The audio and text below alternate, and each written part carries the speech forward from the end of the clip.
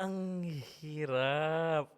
Uy, grabe 'to, kasi ako naniniwala ako regardless sa kahit anong suot mo, babae ka man o lalaki, kahit anong, lapit mo, halimbawa ikaw yung lumapit dun sa guy o sa girl, tapos hindi ka naman open na magkaroon ng, intercourse dun sa tao or nagno-no ka, rape is rape, eh. Yes.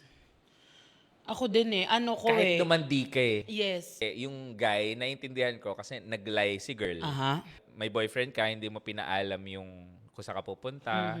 'Di ba? So parang nagkaroon ng trust issues yung At may guy. mga evidence. May mga evidence pa sa mga video. So paano sa girl part naman, syempre ang first line ng defense niya, yung jowa niya. So parang feeling ko naghahanap siya ng kakampi or yung kasi ang hirap nun. Paano kung totoong na-rape ka?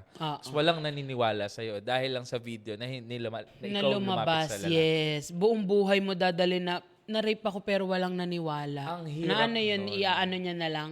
Shrug off niya na lang. Shrug off niya na lang hahayaan niya dahil na lang walang naniwala. Which is really sad, di ba? So,